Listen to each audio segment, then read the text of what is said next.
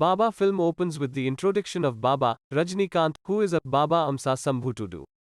Baba grows up as a non-believer, hot-blooded fellow and a decent Samaritan.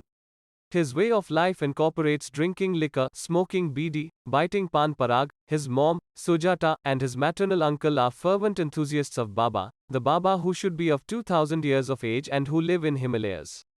Chamundeshwari, Manisha Koirala, stays in the neighborhood of Baba and the two of them fall head over heels. Baba beats the child of a state serf Krishna Murthy, Ashish Vidyarthi. Krishna Murthy crushes the province of Baba.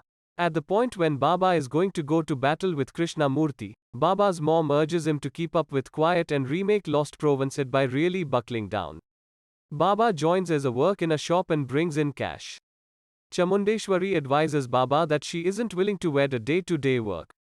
Then Baba understands that up to this point he has been just responsible for his mom. Furthermore, in the event that he gets hitched, he needs to live for spouse and children. Also, he would become liable to them. He wouldn't have the option to help for the general public as he would become narrow-minded after marriage. He feels that prema, love, is maya, deception. Around then, a peculiar-looking sadhu comes to him and let him know that it's the ideal opportunity for getting edified. Baba is taken to Himalayas where he meets the genuine Baba. He gets scared by the environment and wishes to get once again to Chennai. Then genuine Baba awards 7 wishes to Baba.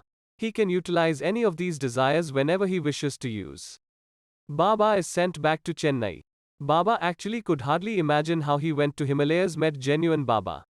He utilizes that mantra to test the power by wishing a flying kite to come and fall in his grasp. He hangs tight for a couple of moments and concludes that it was all his deception. Later the kite follows him to his home and falls on his hand. He feels that it's unintentional and attempts the mantra once more to an alternate kite and wishes it to fall on his lap. He goes into his home and closes every one of the potential sections in the house. Yet, the kite advances falls on his lap. That is where he understands that Baba is genuine and God exists on the planet. He actually has 5 additional desires life. Also, the priest Krishna Murthy comes to be aware of it. They call a tantric, Amrish Puri, to thwart Baba's enchanted powers. Baba burns through 3 additional desires for insignificant things. The 6th wish is utilized to restore a patient battling for his life.